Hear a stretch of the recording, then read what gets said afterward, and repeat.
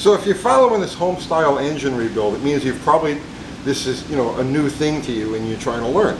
And if you're that new to it, that means that you're probably new to the whole machine shop aspect of this thing too. So we figured there's two things we have to do with this. The first is we have to have the pistons pressed off the old rods and into the new ones. And we're over here at Charlie's Custom Creations. This is Charlie Swanson, he owns the place. He's going to do that. And this is Jamie. And Steve, well, unfortunately we lost Steve. A freak kayak explosion. I'll miss him. You seem like a good little guy. He was a pretty good dude. He was a good dude. But anyway, we're going to continue on in memory of Steve.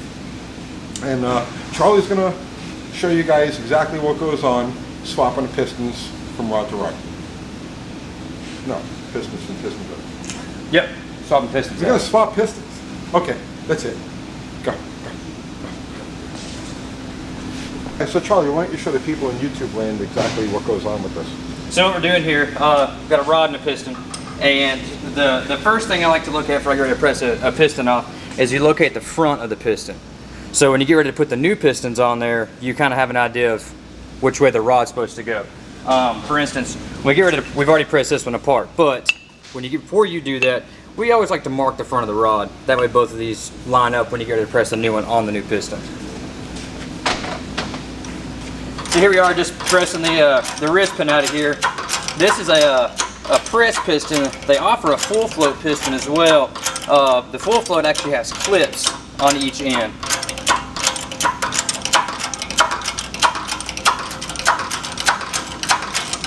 That looks a lot like manual labor. Yeah. If I wanted to work, I'd get a job.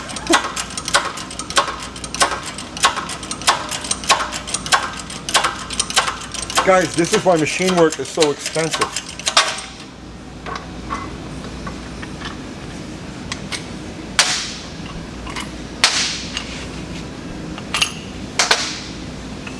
So as it slides apart, you can see there's your front, this is your front. Keep those together. All right, so now we're going to put a new piston on there. Yep. Let me get this oven ready so we can press this dude on there. Okay. This is a rod oven, so it's going to heat the small end of the rod, the reciprocating end of the rod up. That way, when I get ready to go here, the bigger side's going to expand, but it push the wrist pin in. So this is actually a press fit versus a full float fit. So basically, instead of trying to press the pin back into the rod, it's going to be a slip fit because the small end of the rod is expanded. Correct. And the pin is room temperature, so yep. There's what, about 1,000 and a half interference fit? Yeah, right now we're at about 1,100 degrees. It's been in there for about 6 minutes. So how do you know when it's ready to go? I go by touch, so I can hold it on there for no more than a second. I know it's good. Oh. So we're just about there now. And this is just my fancy little installer tool here. So I set this up.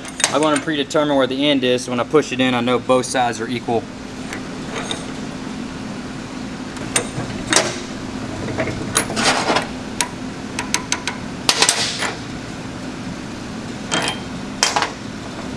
And she's locked down. And it will lock down on the wrist pin for a second, and then once everything swells back down, shrinks back down, I guess you could say, it'll become loose again. So there you go. Nice. So that's it. She will flop. So 5 more times and we're ready to go. That's it.